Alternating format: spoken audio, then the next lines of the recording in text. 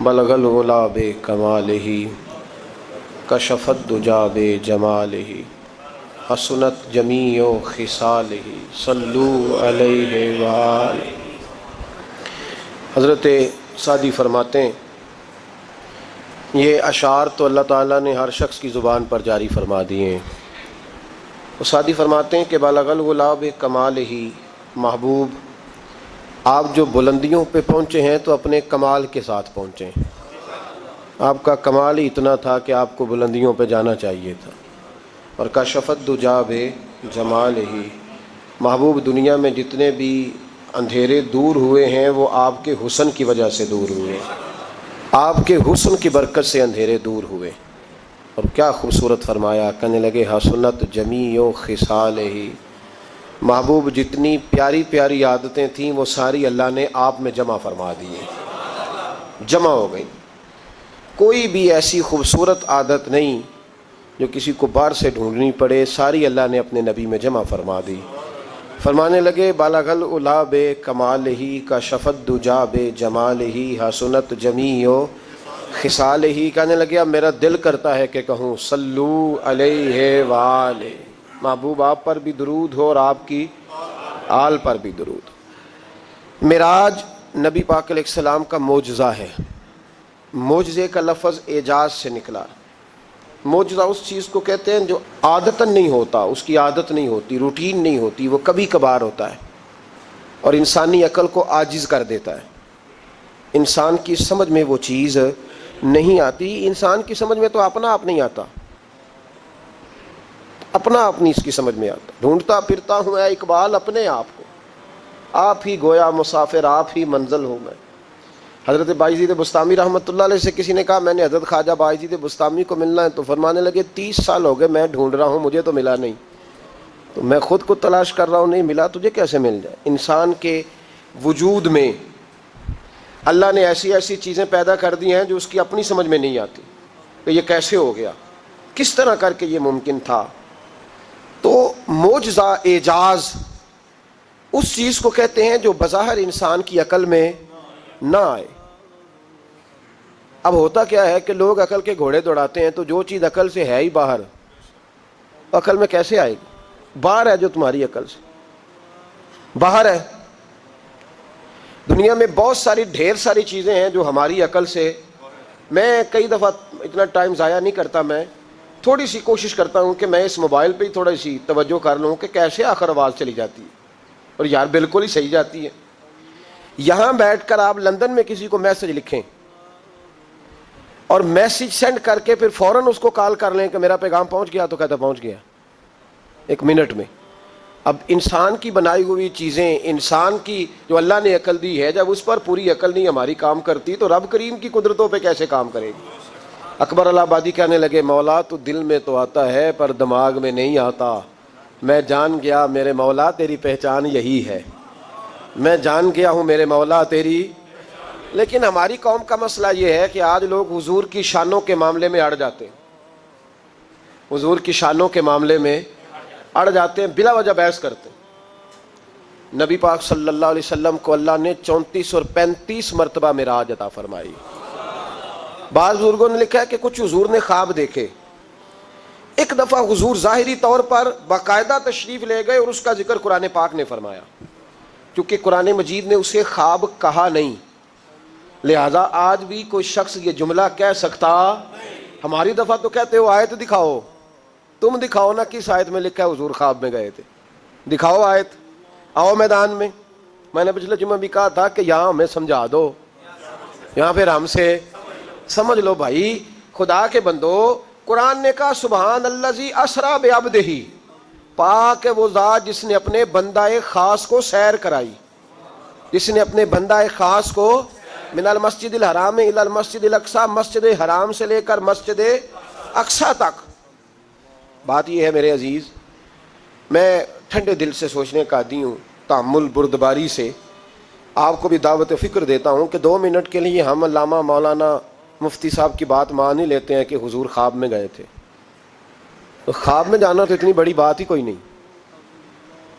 ایک بندہ اٹھ کے کہہ دیتا ہے کہ میں نے خواب دیکھی ہے کل میں پاکستان کا وزیر اعظم بنوں گا، آپ کو اعتراض ہے اس کی بات پہ؟ کہ خواب بھی نہیں جی کسی نے بنن دینا. بولے تو صحیح نا یار. کوئی اعتراض ہے آپ کو؟ آپ کا کوئی بھائی اٹھ کے کہہ دے کہ میں وزیر اعظم ہوں, آپ کو کوئی شکوہ ہے؟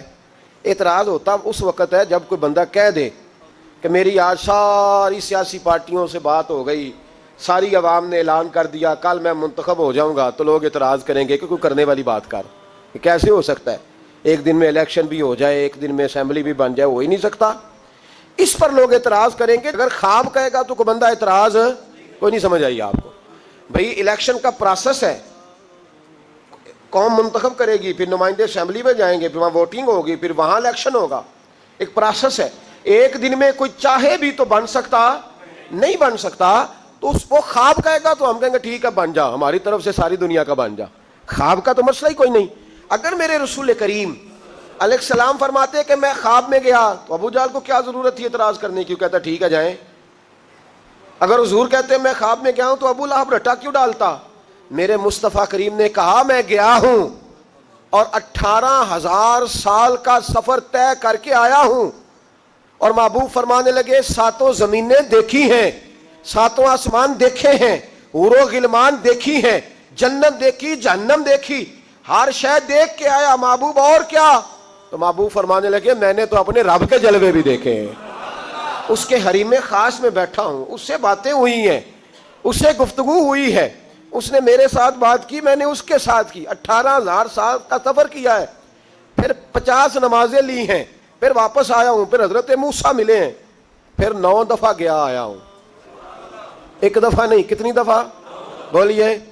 آدم چشتی کہنے لگے ایسا کوئی محبوب کہیں ہوگا نہ کہیں ہے, بیٹھا ہے چٹائی پہ مگر عرش نشیں ہے. اور کیا خوبصورت فکرہ کہا. کہنے لگے تو جو چاہے تو ہر شب ہو مثال شب اسرا. تو اگر چاہے محبوب تو روزانہ اللہ میں راج کرا دے. تو جو چاہے تو ہر شب ہو مثال شب اسرا, تیرے لیے 2-4 قدم عرش بری ہے. کتنے قدم؟ بھائی بخاری مسلم میں پڑھتے ہو نا کہ حضور گئے اور آئے. یہاں جو بڑا مانتے ہیں نا وہ بھی ہٹ جاتے ہیں, پتہ نہیں مسئلہ کیا ہے. ہم بھی کئی دفعہ سوچتے ہیں کہ تمہیں مسئلہ کیا ہے. حضور کی شان کی بات آتی ہے تو پاگل ہو جاتے ہو. او نادانو, وہ جی ٹھیک ہے جی مان لیا ہم گئے تھے, پر خود نہیں گئے, جبریل لے کے گئے تھے. تو میں نے کہا وہ جو 9 دفعہ دوبارہ گئے آئے تھے وہاں تو حضرت جبریل کا ذکر ہی کوئی نہیں. وہ جو 9 دفعہ حضور گئے اور 9 دفعہ دوبارہ واپس آتے رہے جاتے رہے. اصل میں نا آپ کو پتہ نہیں یہ بدتمیزیاں کتنی کرتے ہیں یہ لوگ, دل نہیں چاہتا, لیکن جب ایسا فضول اعتراض کرتے ہیں تو پھر مجبوری بنتی ہے بات کرنا. ایک شخص کہنے لگے جی اگر معاذ اللہ حضور کو پتا ہوتا 5 ہی کرانی ہے تو پہلے جا کے پہلی دفعہ ہی کہتے یا اللہ 5 کر دے. اگر علم غیب ہوتا تو پہلے ہی 5 کرا لیتے. تو میں کہتے تو ڈائریکٹ اللہ تے اعتراض کرتا ہے, انہوں پتا ہوں کہ نبی پاک 9 بھاری ہونا ہے تو پہلے ہی نہ 5 کر چھڑ دا. پھر ادھر بھی اعتراض ہو گیا. میری بات کی سمجھ آ رہی ہے؟ اللہ کو پتا تھا کہ نہیں؟ بولے نا یار, پتا تھا نا. تو رب کریم جب پہلی دفعہ حضور گئے تھے تو کہہ دیتا محبوب یہ کوئی نہیں پڑھیں گے 50, 5 کرا لے. اللہ نے بھی کہا حبیب تو جاتا جا اور آتا جا, تو جاتا جا اور آتا جا, تو میرے جلوے دیکھ میں تیرا حسن دیکھتا ہوں, تو جا اور آ. تو محبت کی باتوں پہ لوگ شکوہ کرتے ہیں, اصل میں بیچاروں کو پتہ ہی نہیں, اس رستے کے راہ ہی نہیں. میاں صاحب اصل میں نا میں جب ساری باتیں سنتا ہوں تو آخر میں میرا دل کرتا ہے, میں رات بھی میرپور میں تھا تو میرا دل کرتا ہے کہ میں بابے سے ہی مشورہ لے لوں. بابے گلا صحیح کر جاندے, موک دی مکا دیندے نے, کوئی بشر آکھے کوئی نور آکھے, پیندا ہر پاسے ہو شور ڈٹھا, اللہ والے گالی مکا دیتی تساں ہور ڈٹھا تے اساں ہور ڈٹھا, جاؤ موج کرو. اللہ والے گالی مکا دیتی تساں ہور ڈٹھا تے اساں. میں کہتا ہوں ان نادانوں سے بحث کرنے کا مطلب ہی کوئی نہیں, یہ اس رستے کے مسافر ہی نہیں. اور میاں صاحب نے ہمیں کہا تھا کہ خاصاں دی گل آما اگے نہیں مناسب کرنی. میں اگلا شعر نہیں جے پڑھنا, میں نہیں جی اگلا مصرع آکھنا, یہ تو انہوں آندا ہویا تو یاد کر لیا جے. تو میں کہتا ہوں ان بیچاروں کو کیا سمجھائیں, انہیں خبر ہی نہیں, شان مصطفیٰ کا پتہ ہی نہیں, انہیں خبر ہی نہیں کس کی بات کرتے ہیں. یہ عجیب لوگ ہیں, بحث کرتے ہیں حضور گئے نہیں خواب میں. کیسی سنو, امام جلال الدین سیوطی نے حدیث لکھی ہے, ایک شخص نے آ کے نبی پاک سے کہا حضور ابو بکر صدیق کی کوئی بات تو سنائے, کیا مقام ہے, حضرت ابو بکر صدیق کے بارے میں بتائیں. اس نے حضرت ابو بکر صدیق کے بارے میں پوچھا تو نبی کریم فرمانے لگے اگر جبریل امین 950 سال شان بیان کرے تو میرے عمر کی شان نہیں ختم ہوتی.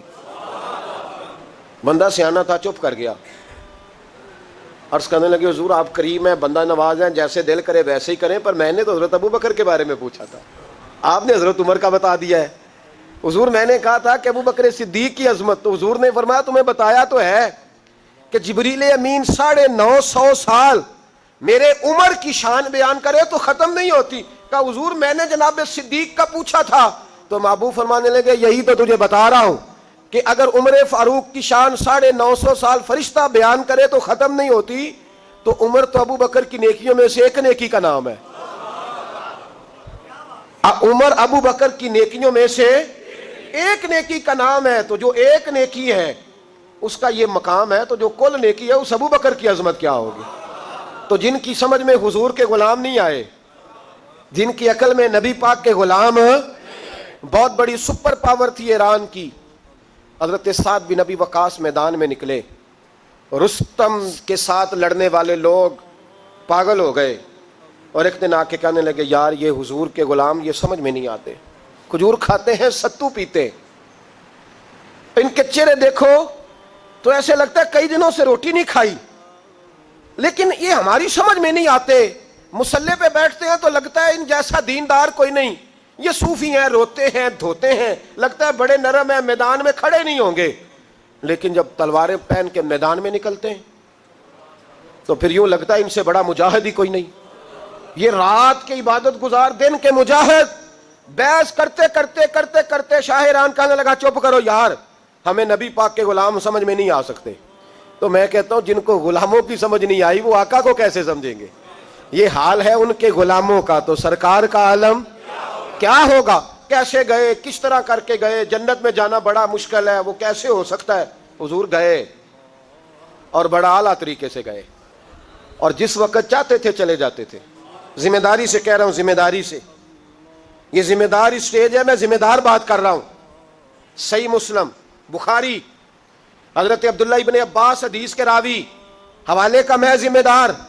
خدا را اپنے نظریے کو صحیح رکھو، زندگی میں یہ ذہن بنا لو کہ بلغ الغلاب کمال ہی کشفت دجاب جمال ہی حسنت جمیع خصال ہی صلو علیہ وآل. یہ ذہن بناؤ، اس لیے کہ ہم اس رسول کے ماننے والے ہیں جو بڑی شانوں والا رسول ہے. یہ عقیدہ پختہ کرو، کبھی کمزور نہ ہونا. ہم اپنے نظریے کے معاملے میں ایک منٹ کے لیے بھی کبھی کمزور نہیں ہوئے. الحمدللہ ہمارا نظریہ قرآن ہے، ہماری سوچ حدیث ہے، ہمارا وہ نظریہ ہے جو ہمیں حضرت ابو بکر صدیق نے عطا فرمایا ہے، جو عمر فاروق عثمان غنی مولا علی نے دیا. ذمہ داری سے بات کر رہا ہوں. حضرت عبداللہ ابن عباس کہتے ہیں، صحیح بخاری صحیح مسلم، حضرت عبداللہ ابن عباس کہتے ہیں حضور جماعت کرا رہے تھے. ایک دفعہ سورج گرہن ہوا تو نبی پاک علیہ السلام نے فرمایا آؤ تمہیں نماز پڑھاؤں. مسجد نبوی میں جماعت ہو رہی ہے. ایک حدیث میں لفظ ہے کہ قیام، حضور کھڑے تھے قیام کی حالت میں، اور ایک لفظ یہ ہے کہ حضور رکوع گئے اور دوبارہ اٹھے، اور کھڑے کھڑے حضور نے پتہ کیا کیا، اپنا سیدھا پیر تھوڑا آگے کیا، قدم مبارک، اور پھر حضور نے بازو اپنا فضا میں بلند کیا. صحابہ کہتے ہیں ہم نماز میں کھڑے ہیں پیچھے، ہم دیکھ رہے تھے. تھوڑی دیر تک حضور کا ہاتھ لہراتا رہا. حضور نے کچھ سوچا، پھر دست مبارک کو واپس لے آئے، نماز پڑھائی. کچھ لوگ تو چلے گئے، جو حقیقت جاننے والے تھے وہ ذرا قریب قریب بیٹھنے لگے. کوئی یہاں بیٹھتا ہے، کوئی وہیں بیٹھتا ہے، کوئی قریب آتا ہے، کوئی جاتا ہے. حضور بڑا جانتے تھے غلاموں کے حالوں کو. فرمانے لگے چلو پوچھو جو پوچھنا چاہتے ہو، دائیں بائیں نہ بیٹھو، جو بات ہے کرو. عرض کی حضور آج سمجھ نہیں آئی، نماز میں آپ نے پہلے پیر آگے کیا، پھر ہاتھ اٹھایا، پھر واپس لے آئے، سمجھ نہیں آئی. میرے رسول کریم صلی اللہ تعالی وسلم نے فرمایا چلو چھوڑو، کیا کرو گے پوچھ کے. کہتے ہیں باقی تو چپ کر گئے. حضرت انس بن مالک چھوٹے بچے تھے، کوٹ کے قریب آئے، غلام تھے، حضور پیار کرتے تھے. کہنے لگے نہیں یا رسول اللہ سب کا دل کر رہا ہے، آج ذرا بتا دیں. تو میرے محبوب پاک نے بتایا تیرے لیے 2-4 قدم عرش بری ہے. سید عالم علیہ السلام فرمانے لگے جب میں قیام میں تھا تو میری نظر اٹھی، ذرا میں نے اوپر دیکھا تو میری نظر جنت میں چلی گئی. کہاں کھڑے ہیں حضور؟ بول کے بتائیں، بول کے. کہاں کھڑے تھے؟ مسجد نبوی میں. فرمایا نظر اٹھائی تو میری نظر جنت میں. حضور فرماتے ہیں میری نظر پڑی تو جنت میں انگوروں کا ایک خوشہ لٹک رہا تھا. لوگ تو کہتے ہیں نا گئے کیسے، میں کہتا ہوں روز جاتے تھے، روزانہ انگوروں کا گوشہ لٹک رہا تھا. حضور فرماتے ہیں مجھے بڑا اچھا لگا، میں نے اسے ہاتھ ڈال دیا.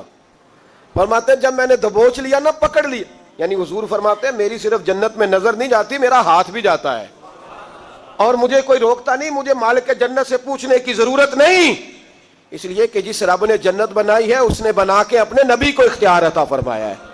حضور فرمانے لگے میں نے پکڑ لیا تھا اور میرا دل کیا کہ میں اتار کے لاؤں، میرے غلام کھائیں، اور صحابہ کہتے ہیں حضور بتا رہے تھے تو چہرہ مبارک چمک رہا تھا۔ فرمانے لگے اگر میں اتار کے لے آتا تو تم قیامت تک کھاتے رہتے، تم سے ختم ہی نہیں ہونا تھا۔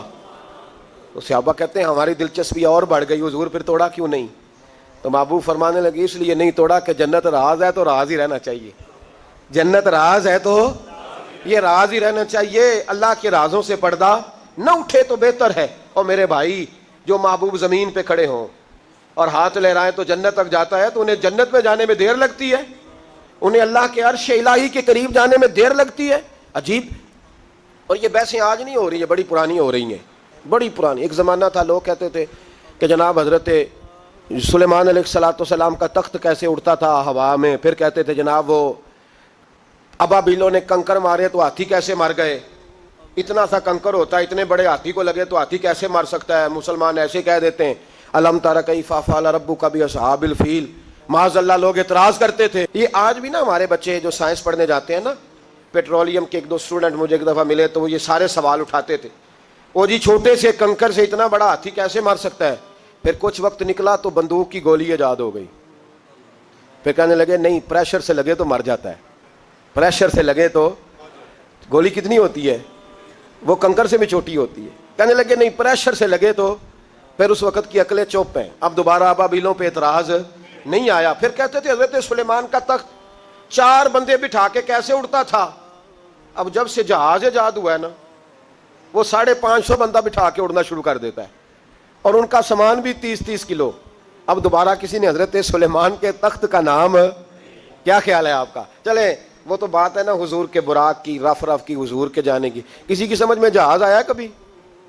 جی اس کے اندر بیٹھ کے جب وہ فضا میں بلند ہونے لگتا ہے تو پھر ایک دوسرے نماندے نے بھائی اللہ دی قدرت ہی جے، اس وقت ایک دوسرے کو مشورہ دے رہے ہوتے ہیں کہ بھائی یہ قدرت یہ اللہ دی قدرت ہی جے۔ تو میں کئی دفعہ ہنس پڑتا ہوں، تو مجھے بھی کچھ بزرگ کہتے ہیں کئی دفعہ دائیں بائیں حضرت جی اللہ دی قدرت ہی ہے، میں کہنا تسی جڑے بیٹھے ہو بھی اللہ دی قدرت یہ کلا جہاز نہیں اللہ دی قدرت، ذرا تیرے دل کو دھچکا لگا ہے تو کہتا ہے اللہ کی قدرت ہے۔ خدا کے بندے تیرے ساتھ والے کئی قبرستانوں میں چلے گئے، تو اگر بیٹھا ہوا ہے تو یہ بھی اللہ کی قدرت ہی ہے۔ تو اس وقت سے لوگوں نے اب حضرت سلیمان کے تخت پر اعتراض کرنا، ایک زمانہ تھا کہ جب ہم یہ حدیث بیان کرتے تھے کہ نبی پاک نے انگلی کا اشارہ کیا تو چاند قدموں میں آ گیا، لوگ کہا کرتے تھے جی چاند سے انسان کا تعلق ہو ہی نہیں سکتا، کیسے چاند آ سکتا ہے؟ اور یہ جو اعتراض کرنے والے ہیں نا شان مصطفیٰ کا، یہ پہلے بولا کرتے تھے، یہ کہتے تھے جی نہیں چاند وہ تو روایت تھی، وہ تو ان کی آنکھوں کو یہ ہو گیا تھا، یہ لوگ ساتھ شامل ہو جاتے تھے۔ اب جب سے انسان چاند پہ چلا گیا اب چپ کر گئے، اب خاموش ہو گئے، کیونکہ زمانے کے ساتھ لوگ بدلتے ہیں، اگر نہیں بدلے تو صحابہ کے عقیدے نہیں بدلے، اگر نہیں بدلی تو داتا علی اجمیری کی بات نہیں بدلی، اگر نہیں بدلے تو خواجہ اجمیری نہیں بدلے، اور آج کے اس زمانے میں اگر نہیں بدلے تو بریلی کے امام احمد رضا فاضل بریلوی نہیں بدلے۔ وہ جو پہلے دن کہتے تھے وہ آج بھی وہ کہتے تھے مصطفیٰ جان رحمت پہ، اور لفظ پہ غور کریں، جان رحمت عام نہیں، رحمت کی بھی، مصطفیٰ جان رحمت پہ، شم بزم ہدایت پہ لاکھوں، اور جس کو بارے دو عالم کی پرواہ نہیں ایسے بازو کی قوت پہ۔ اور پھر فرمانے لگے کس کو دیکھا یہ موسیٰ سے پوچھے کوئی، کہنے لگے ان سے پوچھ یہ کام کتنا مشکل ہے، کس کو دیکھا یہ موسیٰ سے پوچھے کوئی۔ تو بھائی آنکھ والوں کی ہمت پہ، بولے تو صحیح، آنکھ والوں کی ہمت پہ۔ فرمانے لگے یہ تو میرے محبوب کی ہمت ہے، تجلی دیکھنے سے حضرت موسیٰ بے ہوش ہوتے ہیں۔ تو یہ عقل کے گھوڑے دوڑانے والے لوگ بڑی جلدی تھک جاتے ہیں، لیکن جنہوں نے اپنے ایمان کی بنیاد رسول اللہ کی عزت پہ رکھی ہوئی ہے، اور جنہوں نے اپنے، آج ہمارا یہ بہت بڑا المیہ ہے، بات آ گئی ہے تو میں ایک پہلو اور بھی ڈسکس کر دوں آپ کے ساتھ، یہ المیہ ہے۔ لوگ ہمیں کہتے ہیں کہ دین کا کام کرنا ہے تو جیب دیکھ کے کرو، رب ہمیں کہتا ہے کہ جو تمہاری جیب میں ہے وہ تو چند آنے ہیں اور تمہارے رب کے پاس خزانے ہیں، تم غیبی طاقتوں پہ۔ ہمیں لوگ کہتے ہیں کہ اسلحہ دیکھ کے، بندے دیکھ کے جہاد کرو، اور رب قرآن میں کہتا ہے وَلَقَدْ نَصَرَكُمُ اللَّهُ بِبَدْرٍ وَأَنْتُمْ أَذِلَّةٌ، فرمایا تم تو کمزور تھے بدر میں وہ جو تمہاری مدد آئی تھی وہ تمہارے رب نے فرمائی تھی. اللہ مدد فرماتا ہے امت مسلمہ، لیکن ہمارا حکمران ڈرتا ہے، صلح کر لیتا ہے، بھاگ کے جاتا ہے، ان کے ساتھ مل جاتا ہے. انہیں اصل میں ان غیبی طاقتوں پر، ان خدائی قوتوں پر، ان قدرتوں پر یقین اس لیے کہتا ہے نہیں میری عقل میں نہیں آتی. ہمارے ہاں تو غوث اعظم کی کرامت لوگ بیان کرتے ہیں تو شرم کر کر کے بیان کرتے ہیں. کیسے ہو سکتا ہے؟ میں نے کہا تھا اس وقت بھی، ربیع الثانی میں بھی، حضرت غوث اعظم رضی اللہ تعالیٰ عنہ سبق پڑھاتے پڑھاتے ہاتھ آگے کیا پھر پیچھے کر لیا تو آپ کے شاگرد کہتے ہیں سارا بھیگ گیا ہاتھ. تھوڑی دیر کے بعد ہم نے پوچھا حضور یہ کیا تھا؟ فرمایا سبق پڑھو، تمہارے والی بات نہیں. چند منٹ گزرے، کچھ لوگ آ گئے، ہم نے ان سے پوچھا تم کیسے آئے ہو؟ تم تو بحری سفر پہ تھے. کہنے لگے ڈوبنے لگی تھی کشتی، ڈوبنے لگی تھی. ہم مرید تھے غوث پاک کے، ہم مرید تھے تو ہم نے پکارا ہے تو ایک ہاتھ برآمد ہوا ہے، اس نے ہمیں بچا لیا ہے. سنی کو بھی شرم آتی ہے یہ بات کرتے، یہ کیسے ہو سکتا ہے؟ غوث پاک سبق بھی پڑھا رہے تھے، وہاں بھی تھے. مجھے بھی لوگ روک کے پوچھتے ہیں جناب یہ کیسے ہے؟ تو میں نے کہا یہ اس لیے تو نے پوچھا ہے کہ تو نے قرآن پاک نہیں پڑھا. تو شرم نہیں تجھے آتی بات کرتے کہ غوث اعظم کی کرامت پہ تو کانوں کو کھجلی کرتا ہے؟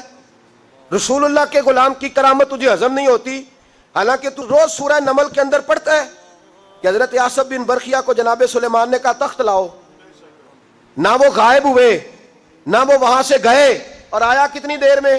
آنکھ جھپکنے سے آیا کہ نہیں آیا؟ پہنچا کہ نہیں؟ ماننے والا مسلمان کے غیر مسلم؟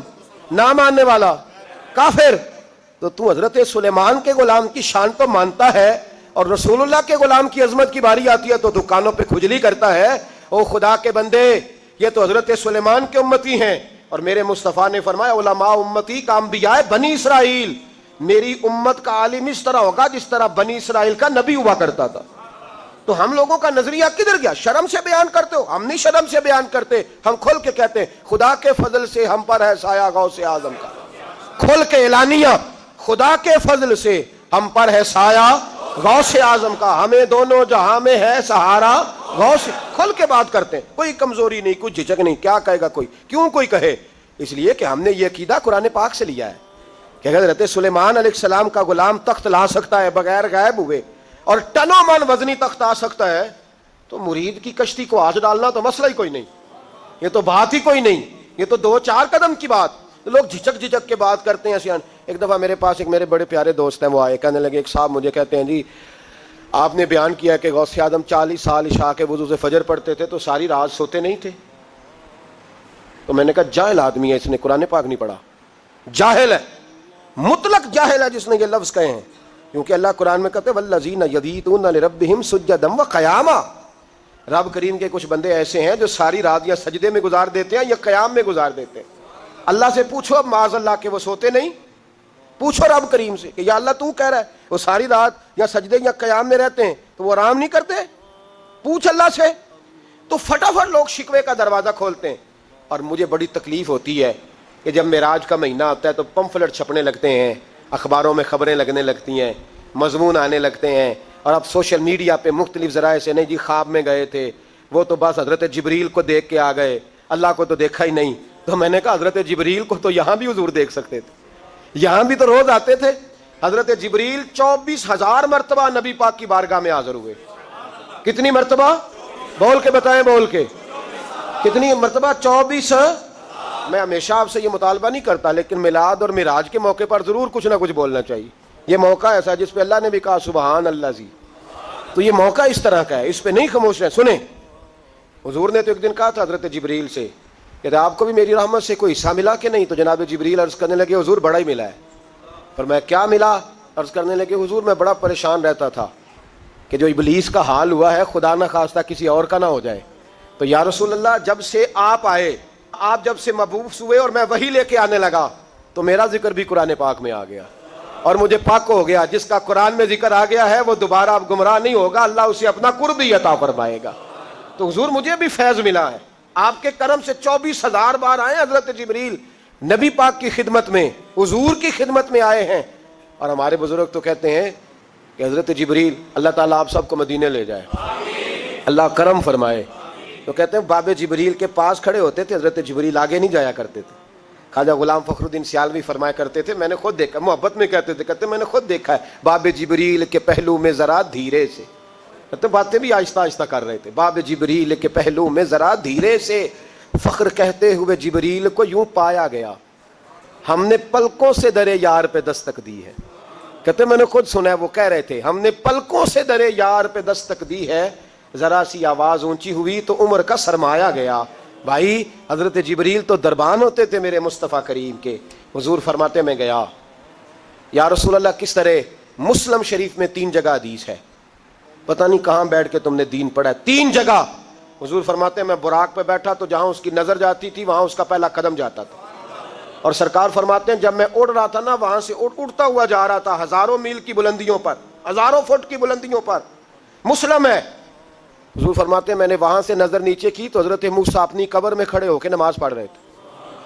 حضرت موسیٰ اپنی قبر میں کھڑے ہو کے، نماز کون پڑھتا ہے، زندہ کے مردہ؟ بیٹھ کے کھڑے ہو کے؟ کون؟ حضرت. تو یہ شان ہے ان کے غلاموں کی، تو پھر سرکار کا عالم کیا ہوگا. آج تک مسئلہ بنا ہوا ہے، آج تک مدینے جانے والے سے لوگ کہتے ہیں ادھر بیٹھ کے پڑھ لو سلام، وہ دور کھڑے ہو کے درود شریف پڑھ لو. معاذ اللہ، ان کو کون سا سنتا ہے؟ میں نے کہا چپ کر، اپنا عقیدہ سنبھال کے رکھ. قسم اللہ کی عزت کی، یہاں ہمارے دکھ سنے جاتے ہیں، مداوا کیا جاتا ہے، ہمیں سلام کا جواب ملتا ہے، اس لیے تو ہم بار بار آتے ہیں، اس لیے تو پلٹ پلٹ کے آتے ہیں. چپ کر، تو اپنا عقیدہ اپنے پاس رکھ. ہمیں میرے مصطفیٰ کریم نے بلایا ہے، اور جنہوں نے بلایا ہے کوئی ایسے ہی بلایا ہے. روزے دے دوالے نے غلامہ دیاں ٹولیاں، ایک پیا سن دے کروڑاں دیاں بولیاں. کہاں بیٹھ کے نظریہ تو نہیں، یہ صحیح مسلم ہے. اور پھر نبی پاک صلی اللہ علیہ وسلم فرماتے ہیں میں جب مسجد اقصیٰ میں نبیوں کو جماعت کرانے گیا تو حضرت موسیٰ وہاں بھی موجود تھے. اور فرماتے ہیں جب میں 6 آسمان پہ گیا تو جناب موسیٰ وہاں بھی موجود تھے. مسلم میں 3 جگہ حدیث ہے کہ 3 جگہ حضرت موسیٰ کو دیکھا. وہ قبر میں بھی تھے، بیت المقدس میں بھی تھے، 6. یہاں ایک اور بھی شبہ پیدا ہوتا ہے کہ حضور سے پہلے پہنچ گئے. ہاں، اس لیے کہ حضرت موسیٰ اپنی سپیڈ سے جا رہے تھے اور نبی پاک براق کی سپیڈ سے جا رہے تھے. اگر حضور بغیر براق کے جاتے تو جناب موسیٰ سے پہلے پہنچتے. وہ چونکہ اپنی نبی کی سپیڈ براق کی سپیڈ سے زیادہ ہوتی ہے، تو حضور فرماتے میں گیا، میں نے سارے نبیوں کو نماز پڑھائی. اس لیے امت کو سبق دیا ہے کہ تم یورپ والوں کے برتن مانجنے کے لیے نہیں ہو، تم دنیا کی قیادت کرنے کے لیے ہو. اپنے آپ کو بڑا کرو، اپنے اوپر محنت کرو، اس لیے کہ سارے نبیوں کی قیادت تمہارے نبی نے کرائی ہے. اگر امامت ان کی ہے تو امامت ان کی امت کی بھی ہے. امت کہتی ہے کہ میں ان کے برتن مانج کے یا ان کو تلاشیاں دے کے تو بس ان سے میرا تعلق رہنا چاہیے. نہ، امت مسلمہ نے قیادت کرنی ہے. پھر میرے مصطفیٰ کریم فرماتے ہیں پہلا آسمان، دوسرا آسمان، تیسرا آسمان. پھر حضور فرماتے ہیں میں نے دوزخ بھی دیکھی. بڑی تفصیلی باتیں ہیں، انشاءاللہ میں کرتا رہتا ہوں، کرتا رہوں گا. حضور فرماتے ہیں میں نے جنت بھی دیکھی. اور واپس تشریف لائے تو حضور نے بتائی بھی کہ میں نے کس کس کا مکان دیکھا ہے. حضور فرمانے لگے عمر میں نے ایک بڑا پیارا گھر دیکھا، بڑا خوبصورت تھا. ایک خوبصورت آنکھوں والی حور بھی وہاں بیٹھی تھی. تو میرا دل کیا میں گھر اندر سے جا کے دیکھوں. جب میں وہاں گیا نا تو دروازے پہ تیرا نام لکھا تھا. دروازے پہ اساں بھی اپنے اپنے بوے تے لکھیا ہے، اپنی اپنی مرضی دا نام. اگے ایک بندے دی پھٹی لگدی سی جدوں سڑک بندی سی نا، ہن 3 دی لگدی ہے. ایک نے خصوصی کاوش کیتی ہے، ایک نے بنا کے دیتی ہے، ایک جڑا انہاں نوں کہن گیا بھی بنا دیو. 3 بندیاں دی پھٹی. تے میں کہ انہاں نوں پوچھو پیسے کولوں لائے جے؟ کیا خیال ہے آپ کا؟ پیسے کس کے؟ نہیں تواڈے ہے نہیں، تو دسنا ہی نہیں. پیسے کس کے؟ پھٹی کس کی؟ کیوں بھائی جب پیسہ آپ کا ہے تو پھٹی کا کیا مطلب ہوا؟ پھٹی وہ لگائے جو مالک ہے. جنت کے ہر درخت میں میرے نبی کے نام کا کلمہ لکھا ہے، اس لیے کہ حضور جنت کے مالک ہے صلی اللہ ہو. تو نبی پاک صلی اللہ تعالی علیہ وآلہ وسلم فرمانے لگے عمر میں گیا، بڑا پیارا مکان تھا، حور بھی بیٹھی تھی. تو میں نے دیکھا کہ اندر سے دیکھوں. جب میں دروازے پہ گیا تو تیرا نام لکھا تھا. تو میں نے کہا میں نہیں اندر جاتا، عمر جلالی آدمی ہے. یہی نہ کہ میرے گھر میں بغیر اجازت، خود ہی قانون بنایا ہے کہ اجازت لے کے جانی چاہیے، اور خود ہی بغیر اجازت چلے گئے. تو عمر میں نہیں گیا. اللہ اکبر. امام سیوطی کہتے ہیں حضرت عمر اتنا روئے کہ ان کی آواز آنے لگی. جب بندہ کھل کے روتا ہے تو آواز نکلتی ہے. اتنا روئے کہ آواز آنے لگی. کہنے لگے یا رسول اللہ میں اونٹ چرانے والے کا بیٹا، اگر مجھے اللہ نے جنت میں مکان دیا ہے تو وہ تو آپ کے قدموں کی برکت سے ملا ہے. تو حضور میں آپ پہ غیرت کھاتا. اور سنو یارو، اللہ اکبر، میرے حضور معراج سے واپس آئے تو واپس آ کے حضرت فاطمہ کی بات نہیں چھیڑی، جناب مولا علی کی نہیں، حسن اور حسین کی نہیں. ترمذی پڑھو، نبی پاک نے حضرت بلال کو بلایا، فرمایا تو کیا کام کرتا ہے؟ حضور میں نوکری کرتا ہوں مصطفیٰ کے دروازے کی. فرمایا نہیں کوئی خاص کام کرتا ہے؟ حضور کیا ہوا؟ تو نبی کریم فرمانے لگے بلال میں جب معراج کی رات جنت گیا ہوں تو میں نے تیرے چلنے کی آواز جنت میں بھی سنی ہے۔ حضور معراج میں بھی جائیں تو غلاموں کی بات، معراج سے آئیں تو بات غلاموں کی، بات یہ نہیں کی کہ میں حسن کی، حسین کی، فاطمہ کی، علی کی بات کروں۔ فرمایا بلال میں نے وہاں تیرے چلنے کی آواز سنی، کیا کرتے ہو؟ عرض کی حضور میں نے کیا کرنا ہے؟ ایک دن آپ نے فرمایا تھا جب وضو کرو تو 2 رکعتیں پڑھ لیا کرو۔ حضور میں نے کبھی نہیں چھوڑی، ہر وضو کے ساتھ تحیۃ الوضو پڑھتا ہوں۔ حضور فرمانے لگے بس اسی برکت سے اللہ نے تجھے جنت عطا فرما دی۔ میرے محبوب تشریف لائے، بڑی باتیں حضور نے صحابہ کو سنائی، بڑی باتیں۔ علامہ اسماعیل حقی فرمایا کرتے تھے اللہ نے اپنے نبی سے 90,000 باتیں کی۔ کتنی؟ فَأَوْحَىٰ إِلَىٰ عَبْدِهِ مَا أَوْحَىٰ۔ اللہ فرماتے ہیں میں نے اپنے بندہ خاص سے باتیں کی، پھر خود ہی فرمایا ما اوحا، تمہیں کیوں بتائیں جو مرضی کی۔ اس کا ترجمہ ہے ما اوحا، جو وحی کی، جو مرضی کی۔ تو علامہ اسماعیل حقی فرمایا کرتے تھے اگر روایات کو جمع کریں اقوال کو تو کہتے تھے ہم تجزیہ کرتے ہیں صحیح نہیں بتا سکتے۔ اللہ نے اپنے رسول سے 90,000 باتیں کی اور پھر اپنے محبوب سے کہا کہ محبوب 30,000 باتیں ساری امت کو بتا۔ وہ حضور نے بتائیں، وہ بتائیں کہ یہ کام کرو گے تو جنت ملے گی، یہ کام کرو گے تو دوزخ میں جلو گے۔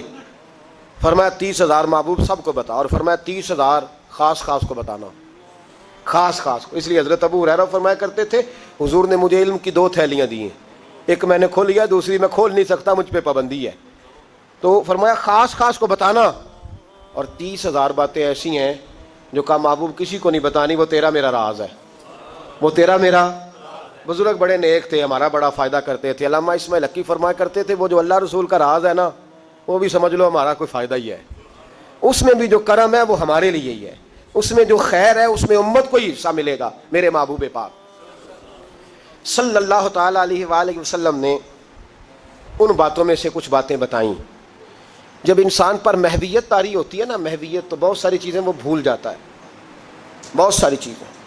کچھ اوقات ایسے ہوتے ہیں جن میں لوگوں کو احساس ہونے لگتا ہے کہ میں کوئی بلا ہوں، پھر اس کو بچپن کے دوست بھی بھول جاتے ہیں، رشتہ دار بھی، اور کچھ کیفیت ہوتی ہے، ایک وقت ہوتا ہے عروج کا، ایک وقت ہوتا ہے عروج کا، جب آدمی بھولا بیٹھا ہوتا ہے، اسے کوئی اس وقت کیفیات ہوتی ہیں۔ جس وقت کوئی عہدہ ملتا ہے، ہمیں پتہ ہے کہ جب کسی جماعت کا رزلٹ آیا کرتا تھا تو اس وقت صرف رزلٹ کا پتہ ہوتا تھا، پھر کسی اور چیز کی خبر نہیں ہوتی تھی۔ جب انسان کو کوئی عہدہ ملتا ہے تو اس وقت کسی اور چیز کی خبر، بعد میں ہر شے تھوڑی یاد آتی ہے۔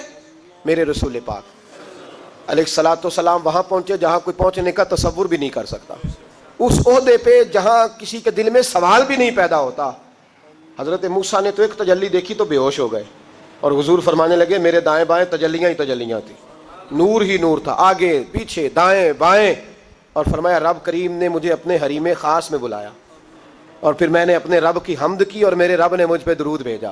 اب محبوب فرمانے لگے بڑی باتیں ہوئیں، پھر رب کریم نے کہا او میرے محبوب کے غلاموں، یقین کرو ہم سب کا شکریہ ادا کرتے ہیں، ہم نبی پاک کا شکریہ اگر ادا کر نہیں نہ سکتے تو ہم کوشش بھی نہیں کرتے۔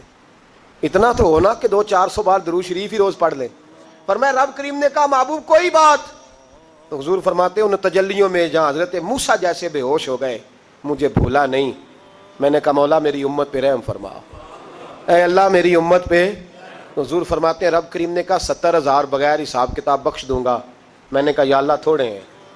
فرمایا ہر رمضان کی رات میں 70,000 بخش دیا کروں گا، مولا تھوڑے ہیں۔ لیلۃ القدر آئے گی تو جتنے پیچھے بخشے ملا کے بخش دوں گا، یا اللہ تھوڑے۔ کوئی نہیں اتنا کسی کے لیے بحث کرتا، کوئی نہیں اتنا کسی کے لیے گفتگو کرتا، کون ہے بس ٹھیک ہے سفارش کر دی، میں نے ٹیلی فون کر دیا، مجھ سے جھکا نہیں جاتا، لوگ اتنا ہی کہتے ہیں۔ لیکن محبوب فرماتے ہیں میں نے عرض کی مولا زیادہ کر، تو کہتے رب کریم نے رحمت سے فرمایا، کہا محبوب چل سودا کر لے، آدھی امت کا میں حساب ہی نہیں لیتا، بغیر حساب کتاب بخش دوں گا، چل آدھی کا تو حساب کرنے دینا، آدھی کا۔ تو محبوب فرمانے لگے مولا تو ساری کا حساب کر، میرے ساتھ ایک وعدہ کر، مجھے سفارش کرنے کا حق دے، مجھے سفارش کرنے کا حق دے، میں سفارش کروں۔ عسیٰ ان یبعثک ربک مقاما محمودا۔ تو پھر رب کریم نے فرمایا محبوب جا میں تجھے مقام محمود عطا کروں گا، تو وہاں کھڑے ہو کے بات کرنا۔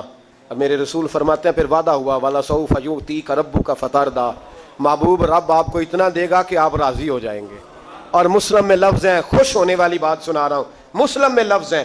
ایک صحابی کہنے لگے حضور پھر آپ کب راضی ہوں گے؟ تو نبی پاک فرمانے لگے اس وقت جب میری ساری امت جنت میں چلی جائے گی، میں اس وقت اپنے رب سے اب کرنے کا کام یہ ہے کہ مسلمان کھول کے درود شریف پڑھا کرے، حضور کے بارے میں کبھی خیال نہ لاؤ کبھی بھی۔ اور ہم بڑی ذمہ داری سے آپ کو گائیڈ کرتے ہیں، ہم ہر بات سن لیتے ہیں۔ نبی پاک کا نام کوئی صحیح نہ لے تو ہم سے اس بندے کی بات نہیں سنی جاتی، نہ ہم سے نہیں سنی جاتی۔ اس بات پہ اپنے آپ کو پکا کرو، شان رسول، عظمت رسالت، نبی پاک کا مقام و مرتبہ، اس کے بارے میں کوئی کمزور جملہ بھی کہے تو وہ شخص ہمارے لیے قابل تعظیم نہیں ہے، اس سے بیزاری ہے۔ حضور کو اللہ نے بڑی شان عطا فرمائی، ہمیں تو روز یہ ذکر کرنا چاہیے کہ بالغ الغلاب کمال ہی کشف الدجا حسنت جمیع خصال صلو علیہ۔ رات آپ لوگوں نے سونا نہیں، کوشش فرمائیں، فرض نہیں ہے رات کی عبادت۔ اب یہاں بھی لوگ سوال کرتے ہیں، کہتے ہیں جی صحابہ کرام میں راشد کی رات بیدار رہتے تھے، تو میں نے کہا بھائی وہ سارا سال ہی رہتے تھے، وہ تو ہر رات اٹھ کے عبادت کرتے تھے۔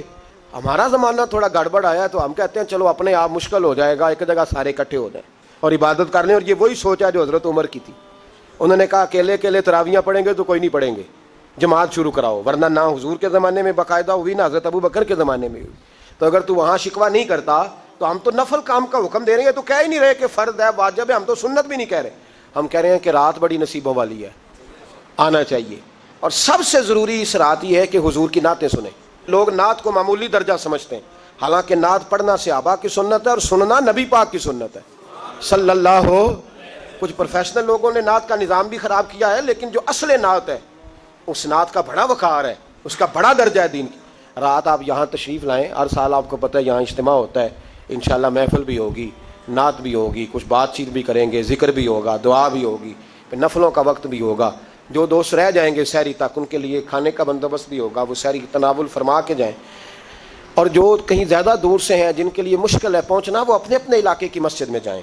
میں دیکھ رہا ہوں یہاں دور دراز کے لوگ آ کے بیٹھتے ہیں، پنڈی کے ہمارے دوست آئے ہوئے ہیں، شیخ پورہ کے آئے ہوئے، جس آدمی کے لیے مشکل ہے وہ اپنے علاقے میں جہاں اس کو موقع ملے وہ وہاں عبادت کرے، لیکن خالی نہ رہے یہ رات۔ اللہ آپ کا اور میرا حامی و ناصر و آخر دعوانا